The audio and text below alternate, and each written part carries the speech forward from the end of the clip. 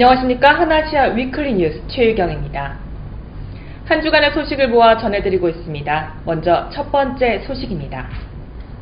올해는 우리 민족이 일본에 빼앗긴 나라를 되찾기 위해 태극기를 흔들며 만세를 부른 지 98주년 되는 해입니다.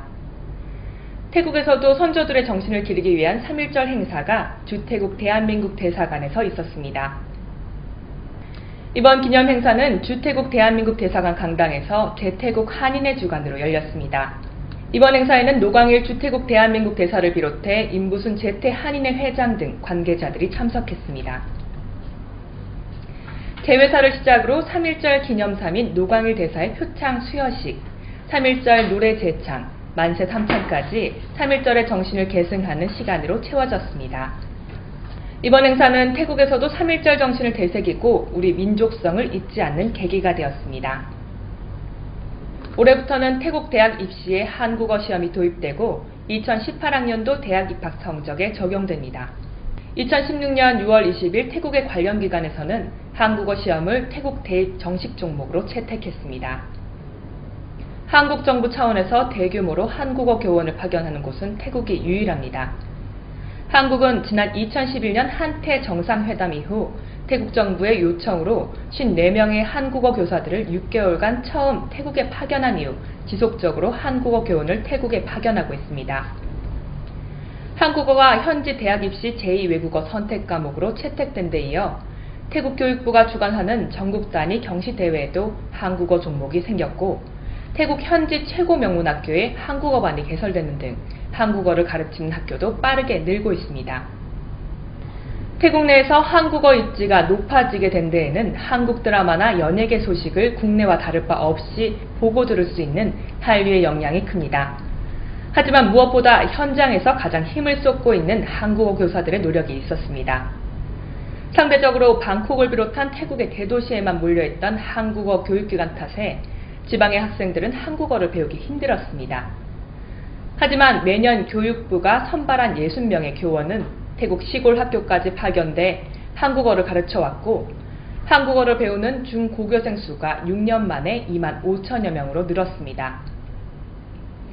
이를 바탕으로 교육부가 대학 총장들을 설득해 시험 과목으로 채택된 것입니다. 올해부터 태국 한국어 시험이 정식으로 실시되면 한국, 태국 양국 간에 또 다른 변화를 몰고 올 것으로 예상됩니다. 태국에서 국내 행정기관 사이트에 들어가려다 접속이 안 되는 상황으로 시민들이 불편을 겪는 사례가 있습니다. 국내라면 쉽게 해결될 수 있는 것도 타국에서는 큰 불편함이 되는 경우가 있는데요. 그 중에 하나가 국내 사이트에 접속이 안 되거나 인증 과정에서 불편함을 겪는 것입니다. 태국에 사는 한 교민은 아들의 군복무와 관련하여 병무청 사이트에 들어갔다가 인증 과정에서 불편을 겪었습니다. 일부 업무를 제외하고 모든 업무 상담 시간은 정해져 있기 때문에 해외에 사는 교민들은 업무 시간에 맞춰 접속하거나 유선을 통해 해결해야 하는데요. 유선을 통한 상담도 시차나 연결 지연 등으로 원활하지 않을 때가 있습니다. 해외에서 국내 행정기관이나 은행 접속 시 불편함은 비단 태국 교민들만 겪는 것은 아닙니다. 국내라면 찾아가서라도 해결할 수도 있겠지만 그럴 수 없을 때는 답답함만 가중됩니다. 해외에서 접속이 안 되는 경우는 대부분 높은 방화벽 때문인 경우가 많습니다.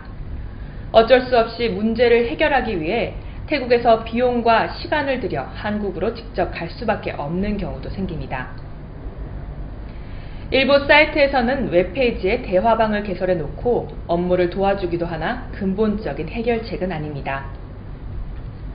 보안도 중요하지만 국내뿐만 아니라 해외에 거주하는 국민들을 위해 국내 사이트를 점검하고 개선책을 하루빨리 마련해야 되겠습니다.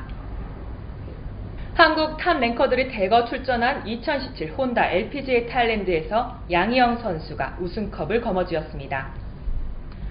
총 상금 160만 달러가 걸렸던 이번 대회는 2월 23일부터 27일까지 태국 촌부리주 시암 컨트리클럽 올드코스에서 열렸습니다. 양희영 선수는 최종 합계 22언더파 266타로 우승컵을 거머쥐었는데요. 22언더파는 대회 최저타 신기록이며 양희영 선수로서는 2015년에 이은 두 번째 우승입니다.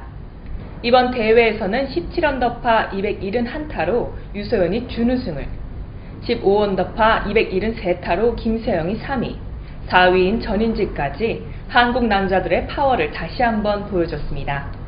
이번 대회는 사실상 시즌 개막전이라 불릴 만큼 세계 랭킹 톱 15위 안의 선수 중 10위 박성현을 제외한 14명 모두 출사표를 던졌습니다.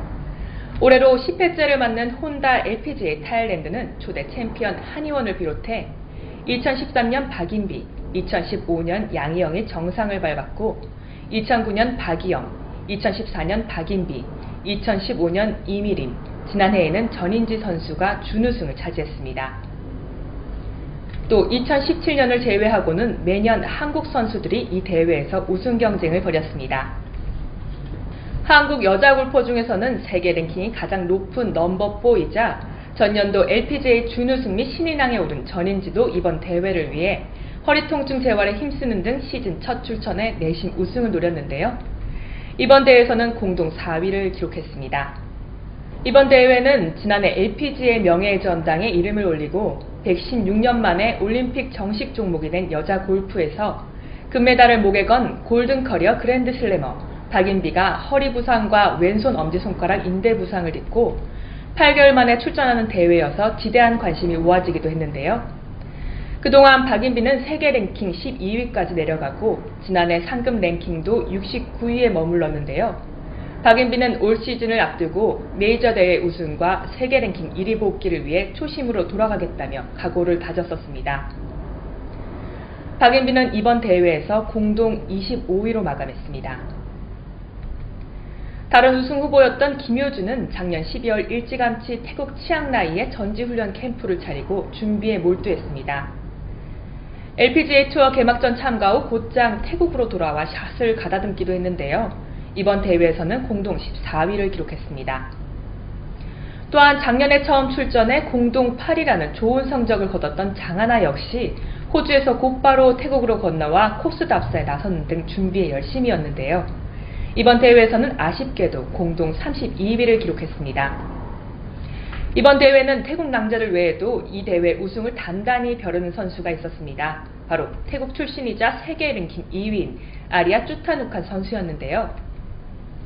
이번 대회에 언니인 마리아 쭈타누칸과 같이 출전한 아리아 쭈타누칸 선수는 올 시즌 출전한 2번의 대회에서 세계 랭킹 2위다운 경기력을 펼치지 못해 절치부심하고 있는 상황이라 홈그라운드에서 명예회복을 노리고 있었습니다. 하지만 이번 대회에서는 공동 8위에 그쳐야 했습니다. 이번 대회 우승을 차지한 양희영 선수는 리틀 박셀이라 불릴 만큼 가능성이 많은 선수입니다. 트레이드마크인 성실성까지 갖춘 선수의 우승은 어찌 보면 당연한 일일지 모르겠습니다. 한국 선수의 선전을 축하합니다. 걸그룹 티아라 출신 가수이자 배우 함은정이 출연한 마인드 메모리 1.44가 2월 22일 태국 방콕의 중심부인 시안파라곤에서 프리미어를 갖고 23일부터 태국 100여 개 극장에서 개봉했습니다. 얼마 전 국내 배우 정의루가 태국 드라마에 출연해 큰 인기를 끌고 있다는 소식 전해드렸었는데요. 이제는 한국 콘텐츠의 단순한 방영을 넘어 태국 영화나 드라마에 직접 출연하는 경우가 많아졌습니다.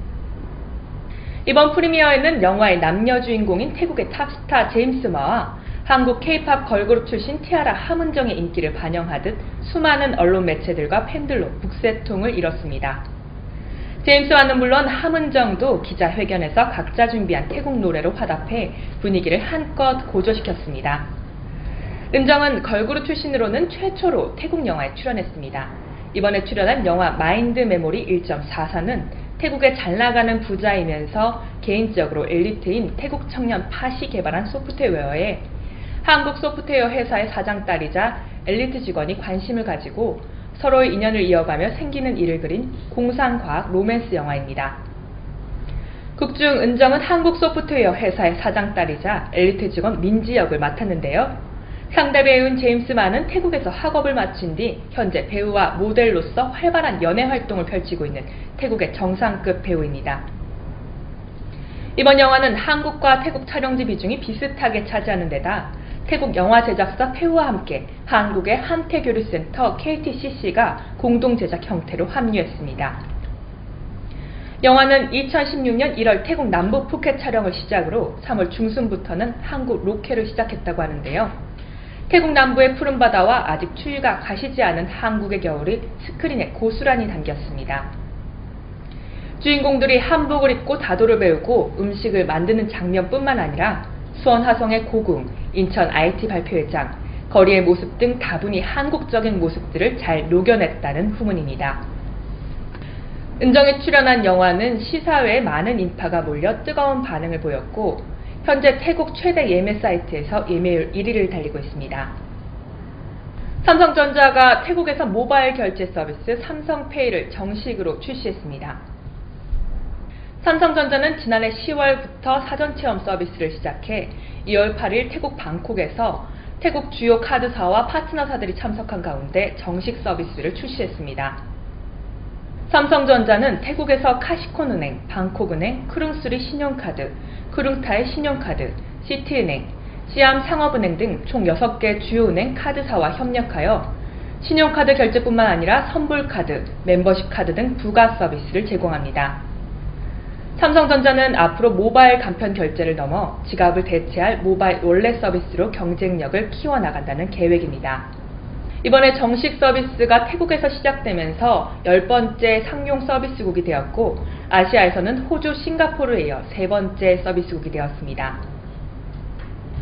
태국전철공사 MRTA는 방콕 수도권 지상철 퍼플라인 운임을 3월부터 주말과 공휴일에 한해 전 노선 운임을 성인 기준 15바트로 인하한다고 발표했습니다. 퍼플라인은 방콕 북서쪽 교외 논타부리 방야이와 방콕 북부 방스 지역을 잇는 길이 23km, 16개역으로 지난해 8월 개통했습니다. 퍼플라인의 남동쪽 끝인 방스 지역의 타오푼역과 방스 지역과 남쪽의 방콕 도심을 잇는 도시철도 블루라인의 방스역이 약 1km 떨어져 연결되어 있지 않기 때문에 편의성이 낮아 승객 이용이 부진했습니다. MRTA는 현재 타오푼역과 방스역을 잇는 연결 공사를 진행하고 있으며 이번 가격 인하는 연결 공사가 끝날 때까지 계속됩니다.